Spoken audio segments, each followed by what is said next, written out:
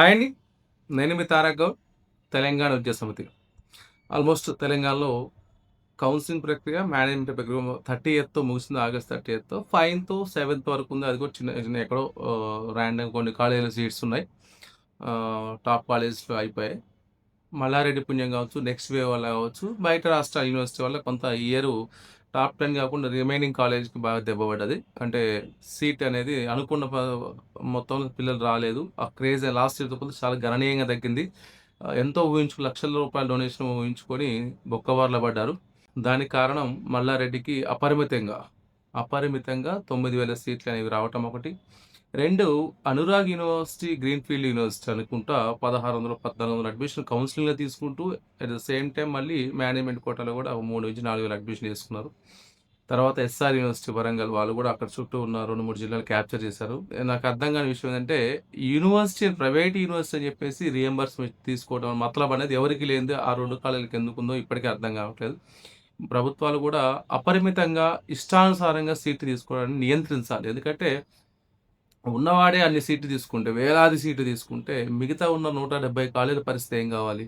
అంటే ఒక కాలేజీ 9, 10,000 సీట్ల డిమాండ్ మొత్తం క్యాప్చర్ చేసి, చెట్టు పేరు చెప్పి కాయలమ్ముకుంటే, పిల్లలకు చదువు చెప్దామని కోట్లాది రూపాయలు ఇన్వెస్ట్ చేసి, ఫ్యాకల్టీని రిక్రూట్ చేసుకొని, క్లాసెస్ రన్ చేసే పరిస్థితులు కాలేజీలు చాలా ఉన్నాయి.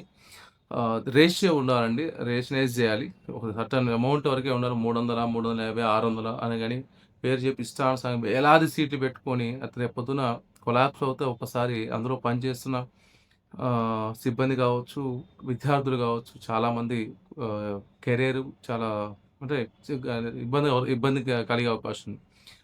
సరే పాయింట్ ఏంటంటే వీఎన్ఆర్ విజ్ఞాన్ జ్యోతి అంటే మనకు వెబ్‌సైట్‌లు గాని, గేట్ల దగ్గర తర్వాత నోటిఫికేషన్‌లో పేపర్ నోటిఫికేషన్ ఇస్తారు. అసలు అంత సత్యారిచంద్రుని లెక్క మీరు కన్సల్టెంట్‌ని నమ్మొద్దు. మేము మెరిట్ ప్రకారం ఇస్తామని చెప్పేసి ఇట్లా పెద్ద పెద్ద అక్షరాలతో పేపర్‌లో యాడ్స్ ఇచ్చి నిజమే అనుకుంటారు. వాసవిలా అని వీళ్ళు కూడా ఇస్తారనుకుంటారు గానీ ఇదంతా మేడిబండ్ లాంటిదంతా అండి. పైకి అంతా డాప్సారత అంతా దాంట్లో ఉన్నంత కుల రాజకీయం. అంటే మళ్ళీ చెప్తున్నాను. తెలంగాణ ప్రజలు గమనించాలి. విద్యార్థులు గమనించాలి. అందులోకెళ్ళాలంటే మీరు కుల రాజకీయాలు, ఫ్యాన్ వారు, తర్వాత ప్రాంతీయ అభిమానం. ఈ 3 గూడా చాలా విపరీతంగా విషవృక్షంలా ఉంటుంది దాంట్లో. కమ్మ, కమ్మ కులం, చౌదరి కులం అంటే ప్రాణం పెడతారు. మాక్సిమం పనిచేసే ఎంప్లాయీస్ గావచ్చు, స్టూడెంట్స్ గావచ్చు, అడ్మిషన్ ఇచ్చేవాళ్ళు గావచ్చు, రికమెండ్ చేసేవాళ్ళు గూడా ఆ కులానికి సంబంధించిన వాళ్ళు ఉండాలి. చౌదరీస్ అయి ఉంటే వాళ్ళు ప్రాణం పెట్టి చూసుకుంటారు. 2 ఆంధ్ర వాళ్ళయి ఉండాలి. లేదా సెటిలర్స్ ఉండాలి. వాళ్ళకి ఫస్ట్ ప్రయారిటీ ఉంటది. మెరిట్ అనేది నథింగ్ అసలు అక్కడ మెరిట్ అనే ముచ్చటే ఉండదు. మీకు చెప్పేదంతా ఉత్త సోది. ఓకేనా? దాంట్లో ఇంకొకటి మీరు చూసారో లేదో కాలేజ్ గత 3 సంవత్సరాల నుంచి అక్కడ డ్రైన్ లేక క్రీడా ప్రాంగణం మొత్తం జలమయమయ్యి వాసన వస్తా ఉంటది. స్మెల్ అది మామూలుగా మరి ఎట్లా ఎడ్యుకేషన్ సిస్టమ్ ఏం చేస్తుందో, అందులో అధికారులు ఏం చేస్తున్నారు, ఎట్లాంటి పర్మిషన్ ఇస్తారు, ఎందుకు ఎటువంటి చర్యలు తీసుకోవటం కూడా ఇప్పుడు అర్థం కావట్లేదు. మీరు ఒకసారి ఎళ్లి చూడండి. వాటర్ ఎక్కడ సాగే ఉంటాయి. వాలీబాల్ కోర్ట్, ఫుట్‌బాల్ కోర్ట్ ఆ గ్రౌండ్ మొత్తం వాటరే ఉంటాయి. గత 3 ఏళ్ల నుంచి ఇదే పరిస్థితి. లాస్ట్ ఇయర్ కూడా ఈ వీడియో పెట్టాను మీకు. తర్వాత ఇప్పుడు కొత్తగా యూనివర్సిటీ పోతా అని చెప్పేసి ఒక పక్కన బిల్డింగ్ కట్టారు. కంప్లీట్‌గా చెరువులో కట్టారు. అది చెరువు పెద్ద కుంట అది. ఆ కుంటలో కట్టారు. కంటిన్యూయస్ నీళ్ళు వస్తా ఉంటాయి. దాన్ని ఒక 2 డ్రైన్ పైపులేసేసి చేశారు. ఎప్పటికైనా ప్రమాదం. దాన్ని ఖచ్చితంగా జీహెచ్ఎంసీ వాళ్ళు కావచ్చు, మున్సిపల్ వాళ్ళు కావచ్చు ఖచ్చితంగా దాన్ని పరిశీలించాలి. రేపు పొద్దున్న జరగరాని అనర్థాలు ఏమైనా జరిగితే మాత్రం మీ నిర్లక్ష్యం వెంటాడుతుంది. పిల్లల ప్రాణాల మీదకొచ్చే అవకాశం ఉంది. 2 అది అయిపోయిన తర్వాత ఈ సంవత్సరం అకాడమిక్‌లో మనము వీఎన్ఆర్ యొక్క అడ్మిషన్ ఎలా తీసుకున్నారు? దాంట్లో ఎంతమంది జాయిన్ అయ్యారనే విషయం మాట్లాడితే, అప్లై చేసి 1000కి 1000 వచ్చిన పర్సన్ కూడా సైబర్ సెక్యూరిటీ, డాటా సైన్స్ అని కాల్ చేస్తారు. బీ క్యాడర్ ఒకటి లిస్ట్ పెడతారు. ఎన్ఆర్ఐ ఎప్పుడు లిస్ట్ పెట్టరు. అప్లికేషన్ పెడతారు గానీ, ఎవరికొచ్చిందనేది డైరెక్ట్‌గా ఫోన్ చేస్తారు. వాడికి నాకు 1000 మార్క్స్ వచ్చాయి. నాకు ఎన్ఆర్ఐ సీట్ వస్తుందనుకుంటా. రాదు. ఫోన్ చేస్తారు. ఫోన్ చేసి నీకు సైబర్ సెక్యూరిటీ అంటాడు. అదేంటి నాకు 1000 సైబర్ సెక్యూరిటా? వద్దులేండి సార్ అంటాడు. అట్లా నువ్వు ఏదైతే express CSC, AML, data science ఈ 3 సీట్లయితే ఎవరికీ ఇచ్చే పొజిషన్ లేదు. అవన్నీ కూడా వాళ్ళ అనుంగ మిత్రులు ఎవరైతే ఉన్నారో వాళ్ళ కులానికి సంబంధించిన వాళ్ళు కావచ్చు, వాళ్ళ ప్రాంతానికి సంబంధించిన వాళ్ళు లేదా వాళ్ళు రిఫర్ చేసిన వాళ్ళు కావచ్చు, లేదా వాళ్ళు అనుకున్న అమౌంట్ పెట్టే వాళ్ళకి మాత్రమే ఆ 3 ప్రయారిటీస్ ఇస్తారనమాట. మిగతా కోర్సులు ఏవైతే ఉన్నాయో చాలామంది విద్యార్థి నాయకులు కూడా వాళ్ళు చేస్తున్న అవినీతిని గాని, ఇలాంటి అక్రమ సీట్ల కేటాయింపుని ప్రశ్నిస్తే వాళ్ళందరినీ మామూలుగా భాష ఇది 'శివాజీ' సినిమాలో పిలిచినట్టు ఒక దగ్గర పిలిచి మీరెవరు మాట్లాడొద్దు. మీకు కావాల్సింటే సీట్లే కదా! మీ ఇష్టం మీకు సీట్లు ఇస్తా అని చెప్తే పాపం వాళ్ళ ఆశతోనో లేకుంటే సరే పేరెంట్స్‌కి న్యాయం చేద్దామనో సరే ఇస్తున్నాడు కదా! డొనేషన్ లేకుండా అనుకుంటే వాళ్ళందరూ ప్రతి ఒక్కరు ఒక్కొక్కరి దగ్గర ఒక సీట్ తీసుకొని వాళ్ళ దగ్గరికెళ్తే చివరికి ఏం చేశారు లాస్ట్ సెకండ్ వరకు అంటే స్పాట్ అడ్మిషన్ వరకు నాంచి పేరెంట్స్ పిల్లల ఉసురు పోస్తున్నారు పాపం. చివరికి వాళ్ళకి 980, 970 వచ్చినోడికి ఈఏఈలు, మెకానికల్లు, సివిల్లు, ట్రిపుల్ ఈలు ఎన్ఆర్ రేట్లకి అంటగట్టారు.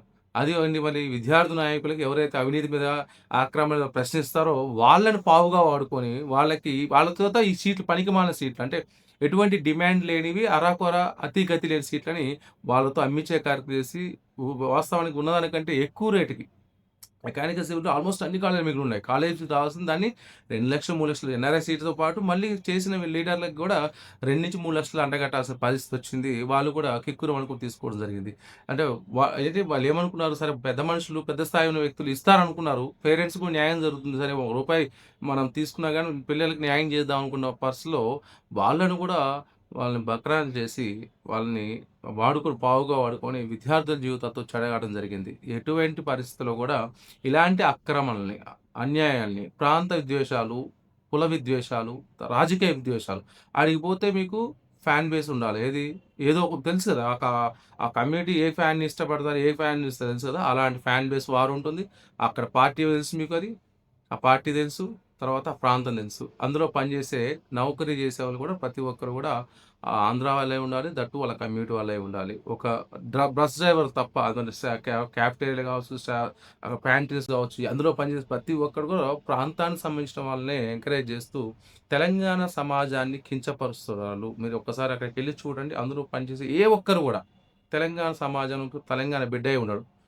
అంత ప్రాంతీయ విద్వేషం ఉంటుంది. అంత కల్మషం, అంత కుట్ర, అంటే మనం తెలంగాణగా మనం కౌన్సెలింగ్ లేకున్నా గానీ, వాళ్ళకి కావాల్సిన వాళ్ళకి వాళ్ళు ఇంకా వడ్డిచ్చే పరిస్థితిలో ఉంటాం అనేది దౌర్భాగ్యం. తెలంగాణ ప్రజలది, తెలంగాణ సమాజానిది. సరే ఇంకో 2 కాలేజీలున్నాయి సేమ్. అది ఖచ్చితంగా వీళ్ళ యొక్క విశృంఖల తత్వాన్నయితే అరికట్టాల్సిన అవసరం ఉంది. నాయకులుగా, రాజకీయవేత్తలుగా, విద్యావేత్తలుగా మనందరం దీన్ని సీరియస్‌గా తీసుకోవాలి. మీరెళ్లి ఒక్కసారి కాలేజీ పరిశీలించండి. దాంట్లో తెలంగాణ అనే చేసే ఒక ఉద్యోగి గూడా కనపడ్డు. అంటే ఏ సెక్షన్‌లో గాని అది చదువు ఒకటే గాదు. చదువు చెప్పే సెక్షనే గాదు. వివిధ విభాగాలున్నాయి దాంట్లో. ఒక ట్రాన్స్‌పోర్ట్‌లో ఒక ముస్లిం కమ్యూనిటీకి సంబంధించిన టెండర్ ఇచ్చారు తప్ప, మిగతా ఎక్కడ వాచ్‌మెన్‌గా ఉండటానికి గూడా మన తెలంగాణ సమాజ వ్యక్తులు పనికిరారు ఆళ్ళకి. అక్కడి నుంచి తెచ్చుకుంటారు. సో, ఇవన్నీ అరికట్టాలి. ఆ యొక్క మొన్న జూసాం. ఈ ఐపీఎల్ టికెట్ల లెక్క హెచ్‌సీఏ అమ్ముకున్నట్టుగా సురేష్ బాబు ఎప్పుడైతే వచ్చాడో డాక్టర్ సురేష్ బాబు రామనాయుడు కుమారుడు ఎప్పుడైతే డైరెక్టర్ అయ్యారో, చైర్మన్ అయ్యారో దానికి విచ్చలవిడిగా అమ్ముకున్నారు. ఇంకా వాళ్ళ ఇష్టమే ఇష్టం. అంతకుముందు గతంలో ఎప్పుడు ఈ సాంప్రదాయం లేదు. వీఎన్ఆర్ అంటే ఒక మంచి ఖచ్చితమైన అభిప్రాయం ఉంది. కాస్త 1 ఆర్ 2 కొంచెం డీవియేషన్స్ ఉన్నాయి గానీ మాక్సిమం మెరిట్ విద్యార్థికి అన్యాయం చేయరు. పెద్ద ట్రస్ట్ కాబట్టి వాళ్ళు డబ్బుకు ఆశపడరనే ఒక నమ్మకం ఉండేది. ఆ నమ్మకాన్ని గత సంవత్సరం ఈరైతే బజార్‌కిచ్చారు. మాలేసుకుంటాడు, మంచి చెప్పులేసుకొని తిరుగుతుంటాడు ఆ సురేష్ బాబు గారు. అదే నాకు అర్థం కాలే. మరి ఆయనకి ఆ దేవుడి మీద భక్తి ఉందనుకోవాలా? లేకుంటే నిర్లక్ష్యం అనుకోవాలా? అడిగేవాళ్ళు చెప్పేవాళ్ళు లేదు గానీ, చెప్పులేసుకోమని ఓరియంటేషన్ ప్రోగ్రామ్ చూస్తే చెప్పులు లేకుండా బయటికి లేవు వచ్చే పరిస్థితి లేదు. చెప్పులతో తిరుగుతున్నాడు.